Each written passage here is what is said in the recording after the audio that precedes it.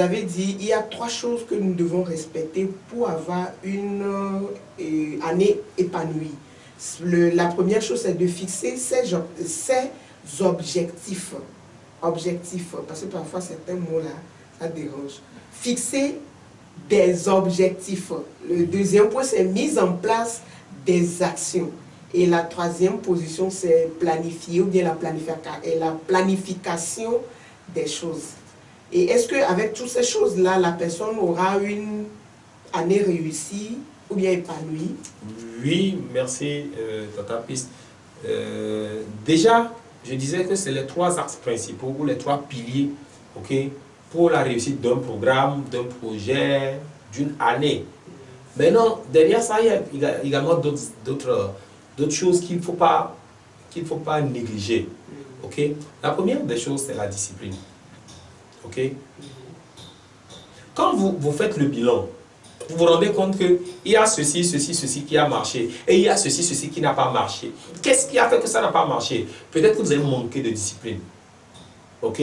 Par rapport à ce que vous devriez faire. La discipline en faisant quoi? La discipline en respectant les principes que vous êtes assignés. Pourquoi?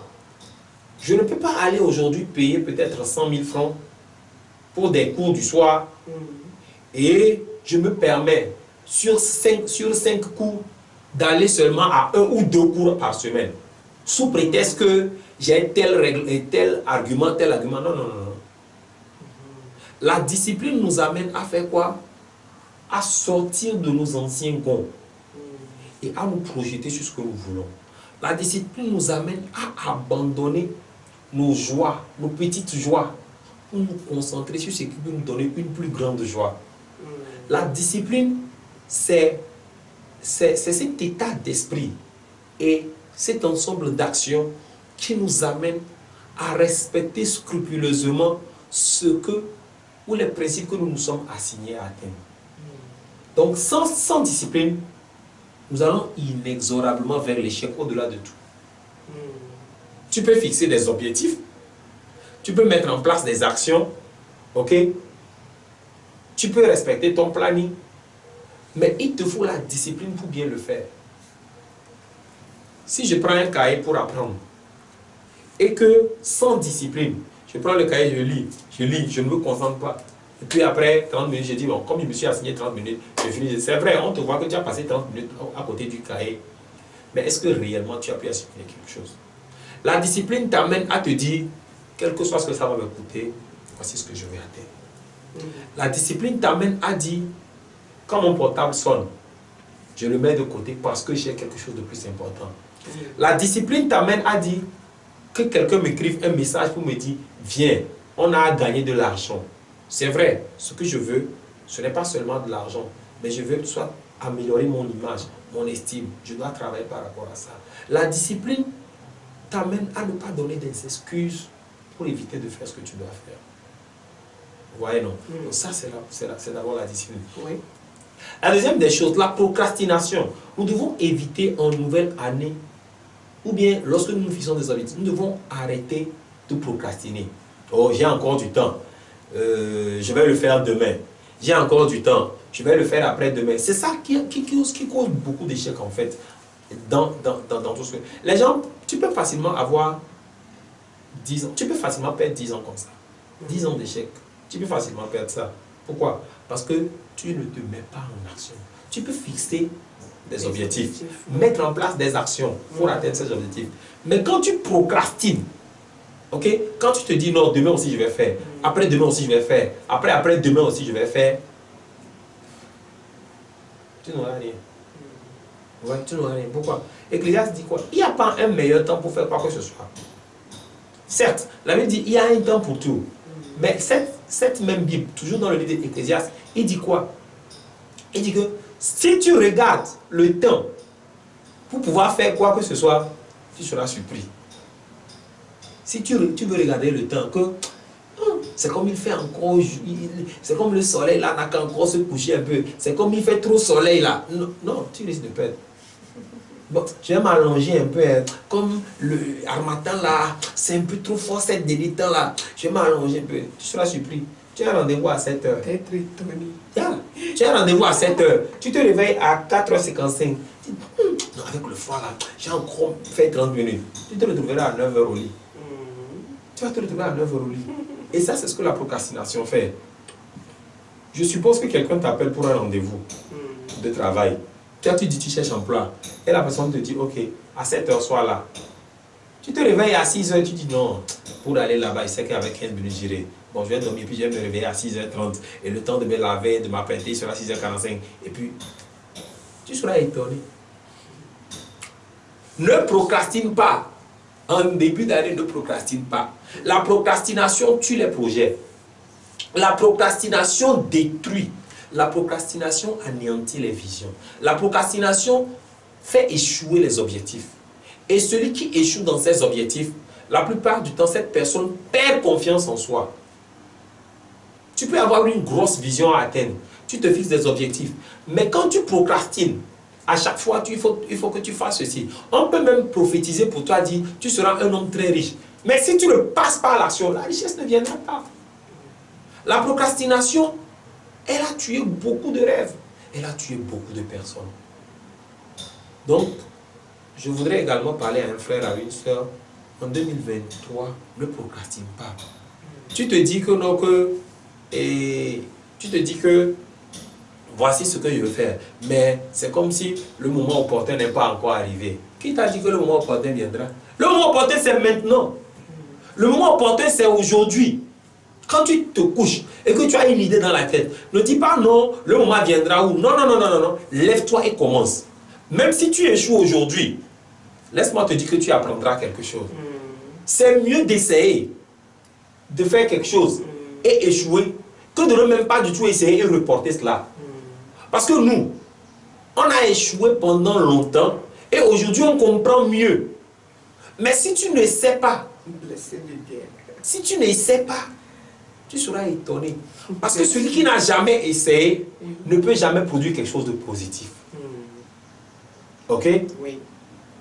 Le diplôme, aujourd'hui, ne te donne pas la certification de la pratique. Qu'est-ce que je suis en train de dire? Le diplôme que tu as aujourd'hui ne te donne pas la certification de la pratique. Ça ne certifie pas qu'en pratique tu es meilleur. Ça prouve juste que tu connais, c'est tout. Mais c'est dans la pratique. C'est dans la pratique que tu découvres en fait la théorie que tu as apprise. C'est dans la pratique que tu actives les connaissances que tu as. Mais si tu procrastines, tu risques d'oublier ce que tu as appris. Et quand tu oublies ce que tu as appris, tu ne peux plus découvrir. Donc, je crois que beaucoup aujourd'hui échouent parce qu'ils procrastinent. Parce qu'ils attendent un frère, parce qu'ils attendent une soeur, parce qu'ils attendent un homme, parce qu'ils attendent de l'argent. Le peu avec lequel tu as, commence. Commence avec le peu que tu as. Le minimum que tu as, vas-y avec. Quelqu'un dira, ah, je te vois agir, je vais t'aider. Mais si tu dis non, tu veux que tout le monde vienne vers toi, que des millions viennent, tu n'auras rien. Tu n'auras rien. Ça fait 5 ans que tu as échoué au bac. Et tu as dit que tu veux faire candidat libre. Mais tu ne te présentes jamais. Comment tu vas devenir bachelier? Hein? Ça fait 5 ans que tu as échoué. Oui. Et tu as décidé qu'avec ton âge, tu vas rester à la maison et faire candidat libre. Que bon, je vais me marier et puis je vais faire candidat libre. Tu t'es marié. Mais à chaque fois qu'il y a candidat libre, tu ne vas pas déposer les dossiers. Comment est-ce que tu peux devenir un jour bachelier? Tu dis non, l'année prochaine aussi j'irai. Comme maintenant je suis enceinte. Les gens vont dire que je suis enceinte. Peu importe ce que les gens vont dire. C'est là où ça m'amène à te dire, en 3e position, ne pas regarder ce que les gens vont dire, mais regarder ce que toi-même tu t'es dit. Amen. Ne regarde pas ce que les gens vont dire, mais regarde là où tu veux aller. Aie les yeux fixés sur là où tu veux aller. C'est très important. Avance sur là où tu veux aller. Les gens peuvent dire quoi que ce soit. Aie les yeux fixés sur là où tu veux aller. La Bible dit que Jésus ne se fiait pas aux hommes. Les gens étaient autour de lui. Tous les jours, les hommes se bousculaient. Les hommes s'agitaient. Mais la Bible dit que Jésus ne se fiait pas à qui? Aux hommes. Pourquoi? Parce qu'il savait ce qui était en l'homme. Oui. Ce matin, j'étais en train de faire une méditation. Et j'ai compris que l'homme, en fait, quand il est avec toi, c'est parce qu'il a un intérêt. Nous sommes des humains, non? Je le dis Ah oui, à haute et intelligible voix. oui, Que l'homme, quand il est avec toi, oui. il y est parce qu'il a un intérêt. Oui, parfois, c'est pas pour l'argent, mais peut-être que j'ai vu cette personne, il est intelligent, il est beau, il a des relations, mais tout se fait par intérêt. Je suis désolé. Nous sommes des humains. Certes, mais ce n'est pas la bonne posture. Oh là là, oh là là. Nous ne devons pas être avec les autres parce que notre intérêt y est. Mais nous devons être avec les autres parce que nous sommes d'abord le bénéfice. Vraiment? Oui. Dieu n'est pas venu vers les hommes parce qu'il a trouvé un intérêt chez les hommes. Vous avez dit Dieu, non? Vous Ah. avez dit Dieu. Ok. Nous sommes des humains, nous ne pouvons pas mener une vie pareille comme Jésus, non. On imite, on fait de notre mieux, mais on ne peut pas être parfait comme Jésus ou bien Dieu, jamais. Je vais vous expliquer quelque chose. Oui. Lorsque nous allons dans la Bible, Mhm. dans le livre de Genèse, Oui. chapitre 1, verset 26, voici ce que Dieu dit. Mhm. Faisons l'homme À notre image. et à notre ressemblance.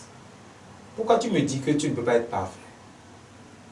C'est parce que notre système de pensée nous le fait savoir, nous dit que nous ne pouvons pas être parfaits. Et ce qui est bizarre, nous devons comprendre que Dieu nous appelle en fait à une certaine perfection. Et peut-être que sur cette terre, nous ne pouvons pas être parfaits sur cette terre, mais nous pouvons être agréables à Dieu. C'est le minimum que Dieu puisse voir de nous. Et c'est le minimum qu'il attend de nous. Ok, je suis Alors, d'accord. si nous mettons en tête que nous ne pouvons... Après tout, nous sommes esprits. Quand on parle d'humain, qu'est-ce que les gens comprennent par humain? Humain, c'est ce qui est tiré de la terre. Oui. Dans le mot humain, il y a humus. C'est un mot... Je vais t'expliquer. Et je vais expliquer. Humus, c'est humus man. Oui. Et humus, c'est l'homme tiré de l'humus. L'humus, c'est quoi? C'est la terre noire. Que on nous a appris ça à l'école. Ok? Que certains appellent engrais. Engrais. Donc, l'homme a été tiré de cela. Mais avant que l'homme ne soit tiré de cela, l'origine de l'homme, ce n'est pas la terre. L'origine de l'homme, c'est ici. La pensée de Dieu. Dieu dit, faisons l'homme à notre image. Et donc, en faisant l'homme à son image, Dieu a formé avec. Ok? Oui. Parce que j'ai construit une maison en briques de fer. Cette maison n'est pas du fer. Après tout, elle est une maison. Mais juste que je lui ai donné la forme avec des briques. Je peux donner aussi forme à ma maison avec autre chose, avec du bois. Mais ça ne veut pas dire que ma maison c'est du bois. Ça peut être une villa, ça peut être une maison à étage. Oui. Mais ce n'est pas parce que c'est fait de bois que c'est du bois, non. Vous voyez, non? Les gens vont voir du bois, mais ils ne diront jamais que c'est du bois, ils diront c'est une maison. Pourquoi? Parce qu'ils savent que la pensée première, ce n'était pas du bois, mais c'est une maison. Et donc, en tant qu'humains, comme nous le disons, nous ne sommes pas qu'humains, nous sommes d'abord esprits. C'est clair? Ok, merci. Voilà. Et donc, en 2023, nous devons comprendre que nous sommes esprits et que nous pouvons avancer comme Dieu. Nous pouvons évoluer comme Dieu et que nous sommes le plan de Dieu sur terre. Amen. Que Dieu vous bénisse et pour les explications.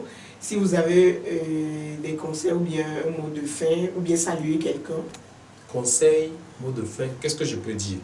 Que 2023 ne soit pas comme 2022. Amen. Si mon année 2022 a été soldée par un échec, il faudra que je puisse, par rapport à ce qui vient de sortir de cette émission, noter et décider d'aller à l'action. La meilleure des choses qui puisse nous permettre d'aller devant, au-delà de tout, c'est aller à l'action. Vous pouvez avoir une bonne vision. Vous pouvez avoir de très bons objectifs. Mais tant que l'action n'est pas devant, tant que je ne me décide pas de marcher, de me lever, c'est que mon idée restera idée. Et je ne pourrai pas faire quoi? Changer le monde.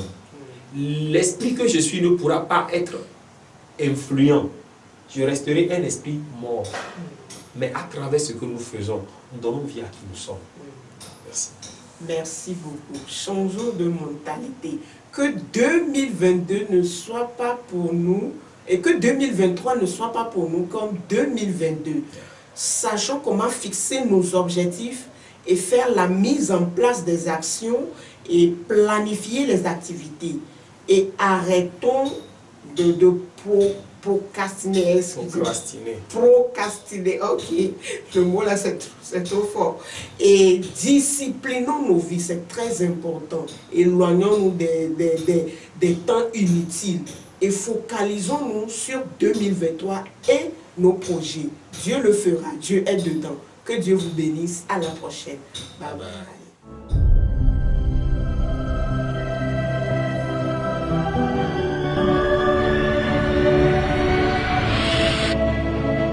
Christ Chez vous TV. When Jesus follows you everywhere.